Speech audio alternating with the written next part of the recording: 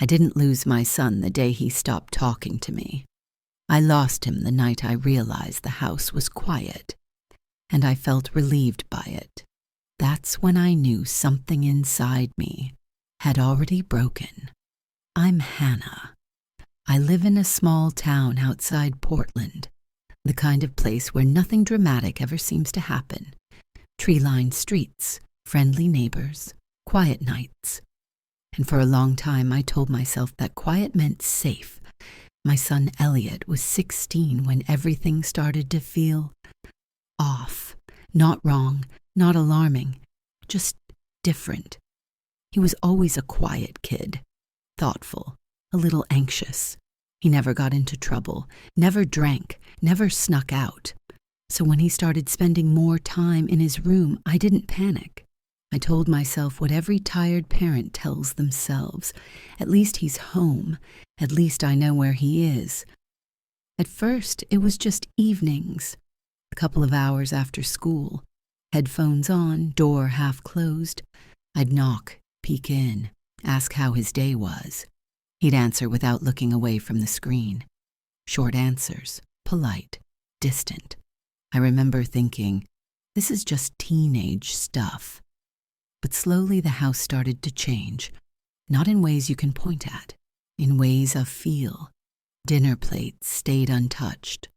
The hallway light stayed on all night, and the glow under his bedroom door. That blue light, it stopped disappearing when the rest of the house went dark. I'd wake up at 2 in the morning and see it, still there, steady, awake. I asked him about school one afternoon. He told me classes were stressful, that he was keeping up online. He sounded calm, convincing, so I believed him, because believing him was easier than asking more questions. Weeks passed, then months, and the version of my son I used to know started to fade at the edges. His room smelled stale. Energy drink cans stacked by the desk. Curtains always closed. When I asked him to come sit with me, he'd say, just 5 more minutes. Always 5 more minutes. I didn't notice when 5 minutes turned into 5 hours. I didn't notice when days started blurring together. I noticed when the school called, not angry, not accusatory, just concerned. They said Elliot hadn't been logging in, not showing up, not responding. I remember standing in the kitchen with the phone pressed to my ear, staring at the wall, feeling this slow sinking weight in my chest. When I confronted him, he didn't yell, he didn't argue, he just shrugged and said he was tired. And somehow, that scared me more, because tired wasn't the truth. It was the cover. The real truth showed itself late one night, when I couldn't sleep. I walked past his door and heard his voice. Sharp, loud, angry, not at me, at someone who wasn't there. I stood frozen in the hallway, listening to my son rage into a headset, hands shaking, body tense, like the world depended on whatever was happening on that screen. And in that moment, a thought crossed my mind that I hated myself for having. I don't know him anymore. That was the first crack, the moment I stopped telling myself everything was fine. But I still didn't know how deep it went. Not yet. After that night, I started paying attention in a way I hadn't before, not obsessively, quietly. I noticed how Elliot slept through the mornings, how he skipped showers, how his hands shook when the internet lagged for even a second. When I asked him to step away from the computer, his body reacted before his words did. Jaw tight, shoulders stiff, like I'd threatened something vital. I tried setting limits. Nothing extreme, just reasonable. Dinner together, a walk around the block, one night without the screen. The first time I unplugged the router, he exploded, not screaming, something colder. He stared at me like I'd betrayed him, and for a split second I felt guilty. as if I had crossed a line. That's when it hit me how twisted everything had become. I was afraid of upsetting my own child, afraid of his silence, afraid of his anger, afraid of what would happen if I pushed too hard, and afraid of what would happen if I didn't push at all. He started saying things that didn't sound like him, that he had to play, that people were counting on him, that he couldn't just stop. One night, exhausted and shaking, he said something I'll never forget.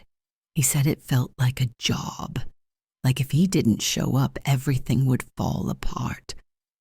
I remember nodding, pretending I understood, but inside my stomach dropped, because children don't talk like that unless something is very wrong.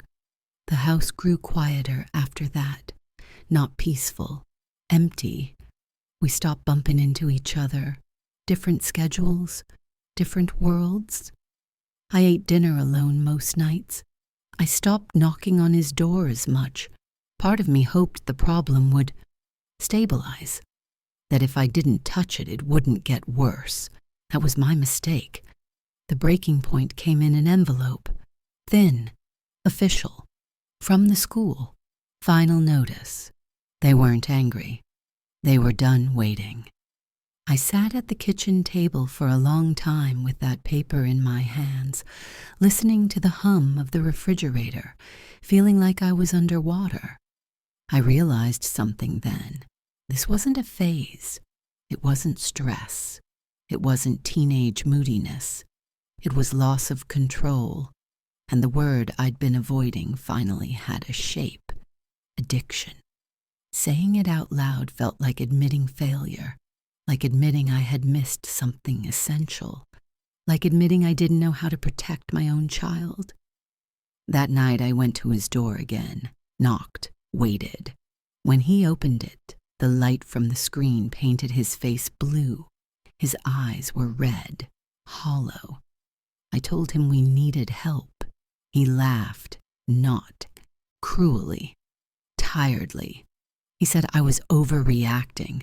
That gaming was the only place he felt competent, the only place he didn't feel like he was constantly disappointing someone. That sentence stayed with me because I realized he wasn't running from his life. He was running to the only place he still felt successful. I found a program a few weeks later, support for families, for kids like Elliot. When I told him we were going, he shut down completely. Didn't argue, didn't yell, just said he didn't care. The drive there was long, silent, heavy. I kept stealing glances at him, trying to remember when his face had started looking so tired. I wondered if I'd waited too long, if the damage was already permanent.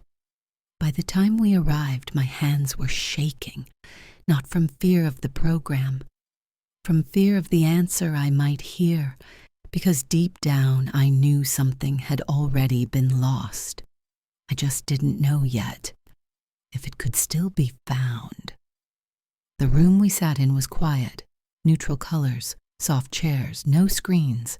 Elliot sat across from me, shoulders hunched, eyes fixed on the floor. For the first time in months, there was nowhere for him to escape to. The counselor spoke calmly, not accusing, not alarmed, just honest. They talked about control, about how games are built to reward effort instantly, about how, for some people, that reward becomes the only place they feel capable, respected, successful. I watched my son as they spoke. At first he resisted, folded arms, distant stare. But then something shifted. When they asked him what gaming gave him that real life didn't, his voice dropped. He said it was the only place where he felt good at something, the only place where he didn't feel behind, the only place where he mattered. That was the moment I broke, because I realized this wasn't about screens or rules or discipline. It was about pain, quiet pain I hadn't seen clearly enough. There was no dramatic confrontation, no shouting, just a slow, heavy understanding settling over all of us. By the end, we wrote things down together. Limits, expectations, boundaries, not punishments, agreements. Elliot didn't promise miracles. He didn't promise change overnight. But when they asked him if he thought he had a problem, he nodded, and he said yes. The drive home was different. Still quiet, but not empty. The weeks after were hard. There were setbacks, anger, withdrawal, long silences. Some nights he went back to the screen longer than we'd agreed. Some mornings he didn't get up. Recovery didn't look heroic. It looked messy, uneven, real. But slowly the house started to feel inhabited again. Doors stayed open more often. Lights went off at night. Meals weren't always eaten together. But sometimes they were. And sometimes that was enough. I don't tell this story because everything turned out perfect. It didn't. I tell it because I learned something I wish I'd understood sooner. Losing someone doesn't always look like chaos. Sometimes it looks like silence, a closed door, a blue glow in the dark. And love doesn't always know what to do. Sometimes it hesitates. Sometimes it waits too long. But it can still choose to act, even late, even afraid, because acknowledging the truth isn't the end of the story. It's the moment the story finally becomes real.